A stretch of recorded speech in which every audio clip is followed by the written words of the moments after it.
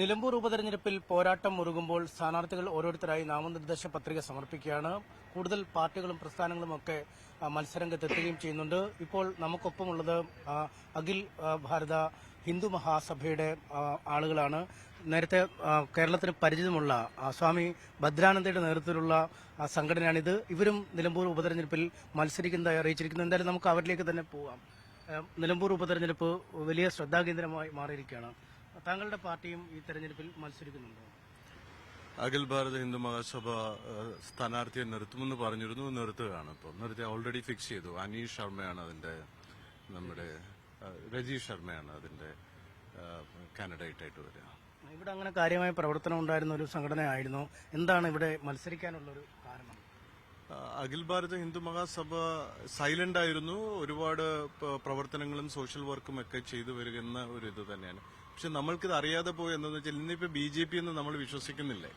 BJP യഥാർത്ഥത്തിൽ ഇതിന്റെ parental organisation എന്ന് പറയുന്നത്, ഇതിന്റെ തൊട്ടു മുമ്പ് വരുന്നത് ജനസംഘാണ്. ജനസംഘം ഉണ്ടാവുന്നത് അഖിൽ ഭാരത ഹിന്ദു മഹാസഭയിൽ നിന്നാണ്. ആ ഒരു സത്യം നമ്മുടെ ആൾക്കാർക്ക് അറിയത്തില്ല.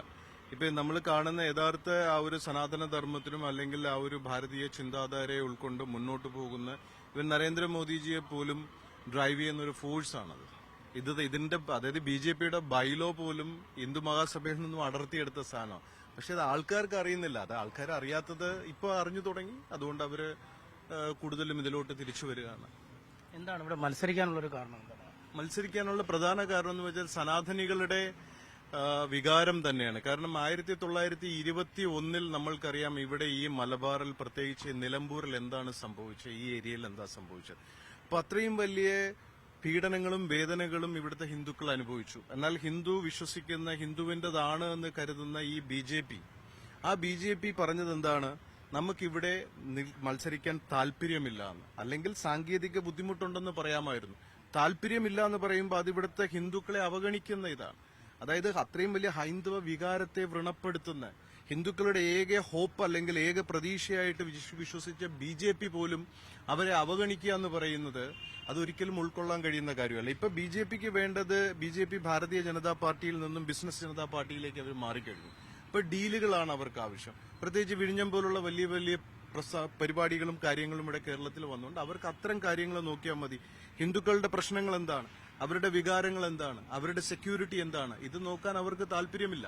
അങ്ങനെ താല്പര്യമില്ലാതെ വന്നപ്പോൾ ഇവിടുത്തെ യഥാർത്ഥ ഹിന്ദുക്കൾ, ഇവിടുത്തെ യഥാർത്ഥ സ്വയംസേവകർ, ഇതെല്ലാം സ്വയംസേവകരാണ്. ഞാനടക്കം സ്വയംസേവകനാണ്.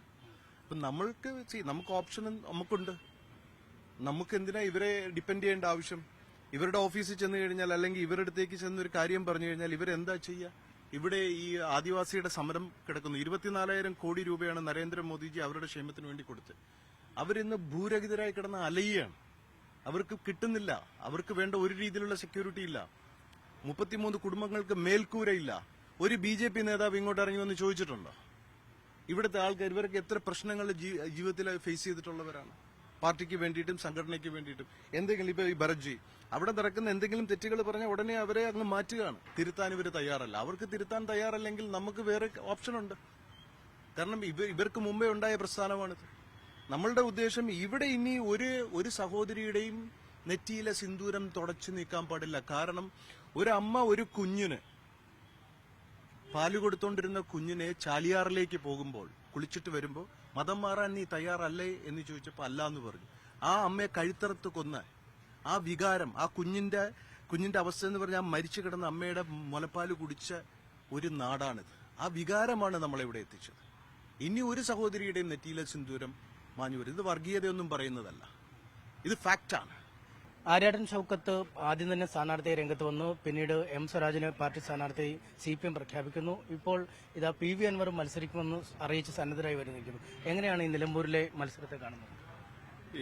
ഇവരുടെ എല്ലാവരും ഇവർ വന്നിവിടെ സംസാരിക്കുന്നത് ഒന്നും ജനങ്ങളുടെ വിഷയങ്ങളൊന്നും സംസാരിക്കുന്നില്ല.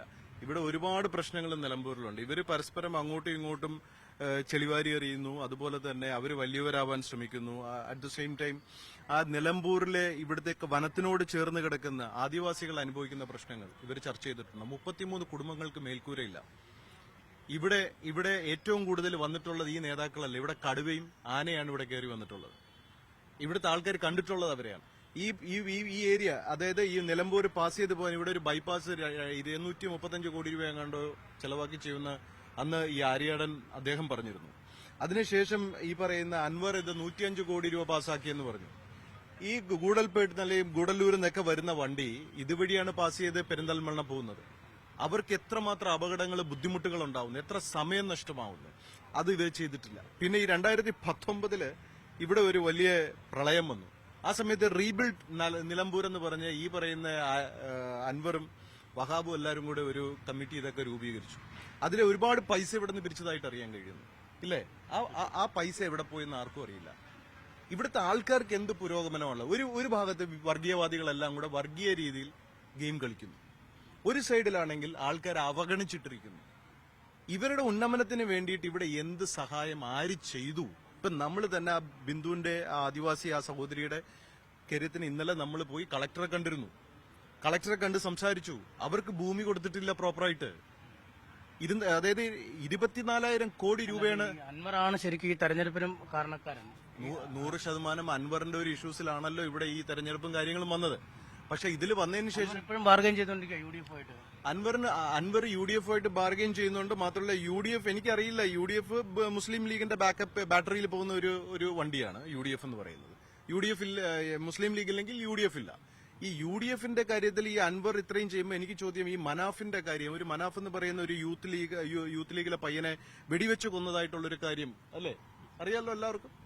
ആ പയ്യന്റെ കാര്യത്തിൽ ഈ ലീഗിന് എന്തെങ്കിലും ഇതുണ്ടോ, എന്തെങ്കിലും വികാരമോ വേദനയോ എന്തെങ്കിലും? അവരുടെ വീട്ടുകാർ ഹൈക്കോടതി വരെ കയറിയാണെങ്കിൽ ഇറക്കല്ലേ. അതുപോലെ ഈ അൻവർ എന്തൊക്കെയാ ഇവിടെ ചെയ്തു കൂട്ടിയത്? അൻവറിന്റെ കേസ് എടുക്കുകയാണെങ്കിൽ ഇപ്പോഴത്തെ നമ്മുടെ ആദിവാസികളുടെ കുടിവെള്ളം മുട്ടിച്ച കേസ് തന്നെ നമുക്ക് കാണാം. ചെക്ക് ഡാം ഉണ്ടാക്കി, അവസാനം ഹൈക്കോടതി കണ്ണുരുട്ടിയപ്പം ഇത് വന്നു, ആക്ഷൻ ഉണ്ടായി. അതുപോലെ തന്നെ ഈ അൻവറിന്റെ പോലീസുകാരെ വളരെയധികം വേദനിപ്പിച്ചുകൊണ്ട് SP ഉപദ്രവം ഉണ്ടാക്കി, പോലീസിന് അവരുടെ ഡ്യൂട്ടി ചെയ്യാൻ സമ്മതിക്കാതെ ഒരുപാട് ഇഷ്യൂസ് ഉണ്ടായി. ഇപ്പൊ അൻവർ ഇപ്പൊ UDFന്റെ അടുത്ത് പോയിട്ട് എന്താ ചെയ്യാൻ പോകുന്നത്? അപ്പൊ പിന്നെ ഈ ആര്യാടൻ ഷൗക്കത്തിന്റെ കാര്യം ആര് ജയിക്കും എന്നാണ് ഇപ്പോഴത്തെ ഒരു നിലവിലൊരു? ഇവിടെ ഇപ്പം ഏതമ്മ വന്നാലും ഏതപ്പം വന്നാലും അമ്മയ്ക്ക് കിടക്കപ്രതി ഇല്ല എന്ന് പറഞ്ഞ പോലത്തെ ഒരു രാഷ്ട്രീയമാണ് കേരളത്തിൽ പോകുന്നത്. അതുകൊണ്ട് പ്രത്യേകിച്ച് നമുക്ക് ഇത് ആര് വന്നിട്ട് ഇവിടുത്തെ നിലമ്പൂരുകാർക്ക് പ്രത്യേകിച്ച് ഗുണമൊന്നും ഉണ്ടാവുമെന്ന് എനിക്ക് തോന്നുന്നില്ല. കാരണം ഇവരാരും, ഈ സ്വരാജ് ഇത്രയും നാൾ എവിടെ പോയിരുന്നു? സ്വരാജ് ആണെങ്കിൽ ഇപ്പൊ പോയിരിക്കുന്നതെന്ന് വെച്ചാൽ സ്വരാജ് നല്ലൊരു മതപണ്ഡിതനാണ്. അദ്ദേഹം ഭഗവത്ഗീതയും ഖുറാനും പിന്നെ അതുപോലെ തന്നെ ബൈബിളും ഇതെല്ലാം കാണാതെ പഠിച്ച് അരയിൽ വരെ ഇത് രുദ്രാക്ഷം കെട്ടി നടക്കുന്നു, ഏലസ് കെട്ടി നടക്കുന്നു എന്നൊക്കെയാണ് ഞാൻ അറിഞ്ഞത്. കാരണം അത്രയും വലിയൊരു പണ്ഡിതനാണ് അദ്ദേഹം. അദ്ദേഹം കമ്മ്യൂണിസ്റ്റ് സിദ്ധാന്തങ്ങളൊന്നും ജനങ്ങളിലേക്ക് കൊണ്ടുവന്നില്ല. അദ്ദേഹം കുറെ നാളിപ്പം നമ്മുടെ ശബരിമലയിൽ അയ്യപ്പന്റെ ഇതിൽ പറഞ്ഞ് അയ്യപ്പനെ അപമാനിച്ചു, അയ്യപ്പനെതിരെ പറഞ്ഞുകൊണ്ട് കിടന്നു. അപ്പോൾ അയ്യപ്പൻ കല്യാണം കഴിച്ചു. അതൊക്കെയാണ് അദ്ദേഹത്തിന് അന്വേഷിക്കേണ്ട കാരണം. അതുപോലെ തന്നെ ബൈബിൾ പഠിച്ച്, സത്യം പറഞ്ഞാൽ ഈ പാർട്ടി അദ്ദേഹത്തെ ഏതെങ്കിലും ഒരു മഠത്തിലോ വല്ലതും പറഞ്ഞു വിട്ട്, ഇത്രയും നല്ലൊരു പണ്ഡിതൻ, ഞാൻ തമാശയല്ല പറയുന്നത്, നല്ലൊരു മതപണ്ഡിതനാണ്, ബാറ്ററിയിൽ CPMന്റെ ബാറ്ററിയിൽ ഓടുന്ന ഒരു മതപണ്ഡിതനാണ് അദ്ദേഹം. അദ്ദേഹത്തിന്റെ നാടാണ് നിലമ്പൂര്, അല്ലേ? അപ്പോ ഇത്രയും നല്ല ഒരു നാട്ടിൽ ഈ നാട്ടുകാർ, ഇത്രയും നല്ല മനസ്സുള്ള ഒരു നാട്ടുകാരുടെ വേദനകളോ പ്രശ്നങ്ങളോ അൻവറിന് നമ്മുടെ സ്വരാജിന് സംസാരിക്കാൻ പറ്റിയോ? പറ്റിയില്ല. അപ്പൊ ഇപ്പൊ വന്നിരിക്കുന്നതെന്ന് പറഞ്ഞാൽ വെറുതെ ഒരു പ്രഹസനം. നമുക്ക് ഒറ്റ കാര്യമുള്ളൂ, നമ്മൾ ഇവിടെയുള്ള ആൾക്കാർക്ക് എന്താണോ അവരുടെ വേദന അതൊന്ന് ഷെയർ ചെയ്യാൻ നമ്മൾ മുന്നോട്ട് പോകുന്നു. ഇവിടെ നമ്മൾ ജയിക്കുവോ തോക്കുവോ എന്നുള്ളതൊന്നും അല്ല ഇവിടെ പ്രശ്നം.